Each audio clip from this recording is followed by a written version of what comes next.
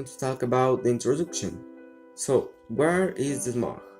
Well, before going to the topic, we have to see what we will see. Well, the simple definition of smog is that it is an air pollution that occurs when fog is combined with smoke and other pollution particulates that float in the atmosphere in areas with high level of pollution. Thus, it can occur when there is fog or mist, and the aspect that is that the environment is full of smoke, usually with a stranger smell and colors that can range from gray to orange or reddish. But how is it produced? If you are also wondering how smoke is formed, keep in mind that it occurs when various air pollutants which affect both the environment and the health mix with the sunlight and various stimulant reactions occur. It is more common in industrial areas with high levels of greenhouse gas emission. How also does it affect our health? Como yo, pues no abrimos ventanas, parte del ruido ambiental, la contaminación, que no entre el smog. Soy asmático y pues a cada rato estoy tosiendo y me falta la respiración. Tengo que usar más veces el salbutamol que uso para poder respirar porque se siente muy pesado. Smog problem in Mexico and in our world in general. First, air pollution is currently one of the most severe environmental problems that the world has. It is present in all societies, regardless your socioeconomic level or other factors, and constitutes a phenomenon that has a particular impact on human health. In the State of Global Air on 2019 report, it has noted that air pollution was the fifth risk factor of mortality in 2017 globally, and that ambient air pollution caused around 5 million deaths in the world, that is 1 in 10 deaths. Talking about the smog problem in Mexico, according to data from the INEGI, an average of 5,400,000 cars pass through the Mexican capital every day. The extremely high population concentration, coupled with the constant use of private vehicles, make the pollution of air a constant problem. Transportation industry and power generation produce substances that significantly deteriorate the atmosphere and can have negative impacts on the health of the habitats and on the respiratory and cardiovascular level. Well, the measures that Mexico are trying to approach is that first, the reduction of emissions in the distribution and use of LP gas, the regulation of volatile organic compounds in coatings and household products, best practices for fire management and fire prevention, the control of emissions and the use of clean fuels in the industrial sector, and the vehicle emission standards. Opinión sobre el smog o la contaminación del aire. Cada año, más de 6 millones de personas mueren prematuramente debido a la mala calidad del aire, la mitad de ellas debido a la contaminación externa. ¿Sabes cuáles son los contaminantes más peligrosos? Contaminantes más peligrosos son las partículas microscópicas en suspensión en el aire. Ellas provienen especialmente de la actividad agrícola, industrial, la quema de leña para calefacción y el transporte vehicular. Las partículas más finas de los carburantes, como el diésel, son las más peligrosas. ¿Sabes de dónde surge el ozono o las emisiones de ozono?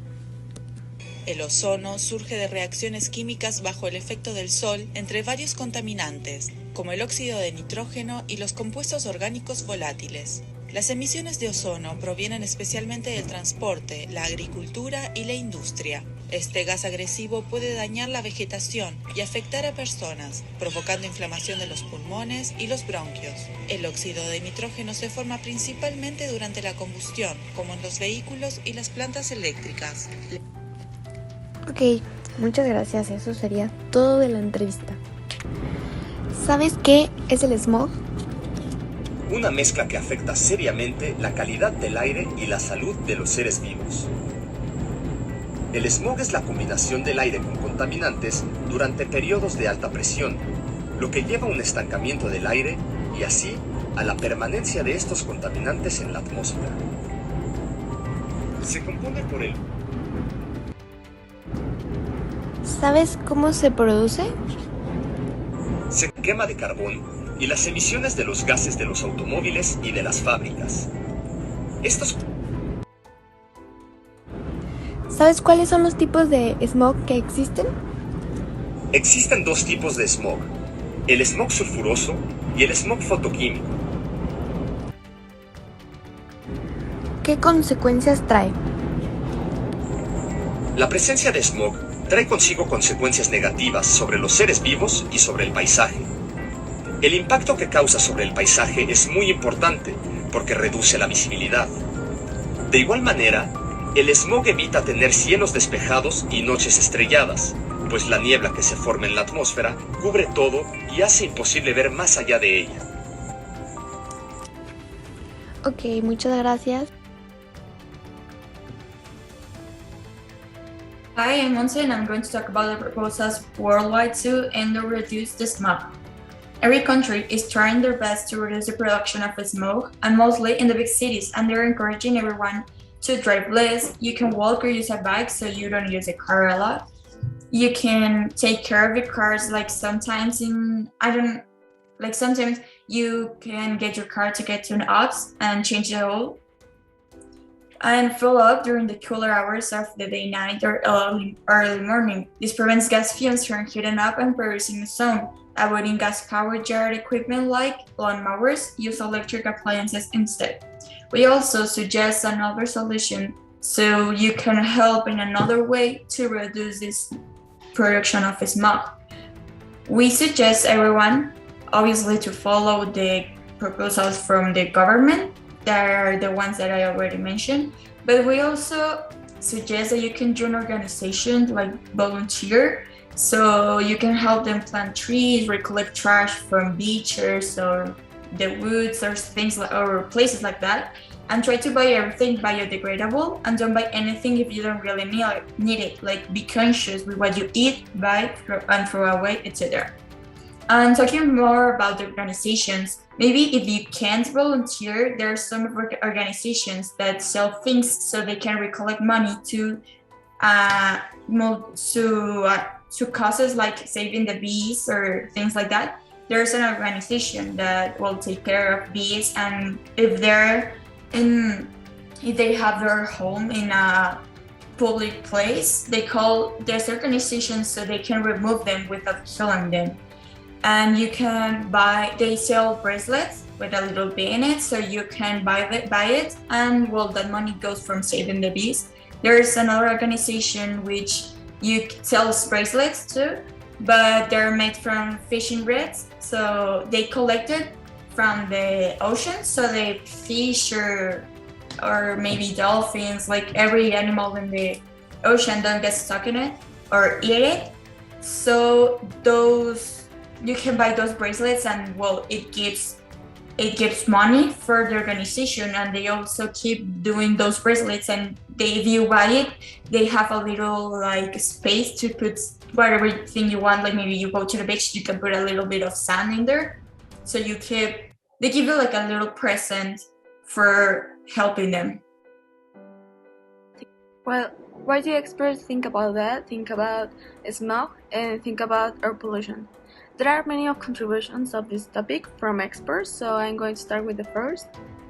Air pollution shortens the life expectancy of people around the world, much more than wars and other forms of violence, parasitic disease, or tobacco, according to new research from the Max Planck Institute and the Department of Cardiology from the University of Mainz in Germany.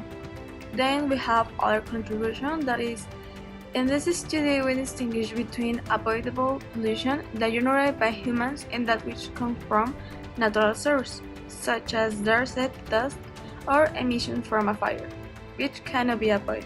We show that 66% of premature deaths can be attributed to the pollution caused by humans, mainly by the use of fossil fuels, which in rich countries increased to 80%, considering the researchers Joe DeLevold and Thomas Munsell who have led the research.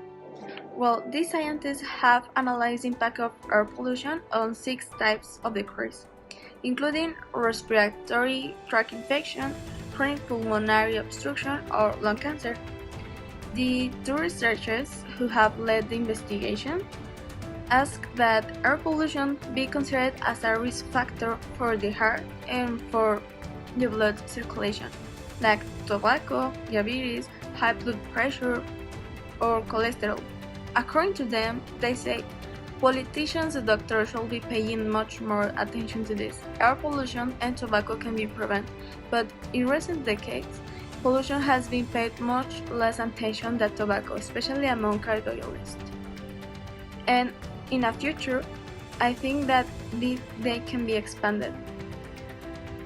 To sum up, I think it is important to make people aware so that they can act on it, no matter how minimal the action is. Having extra help and having more people aware of the issue will make the world a better place to live.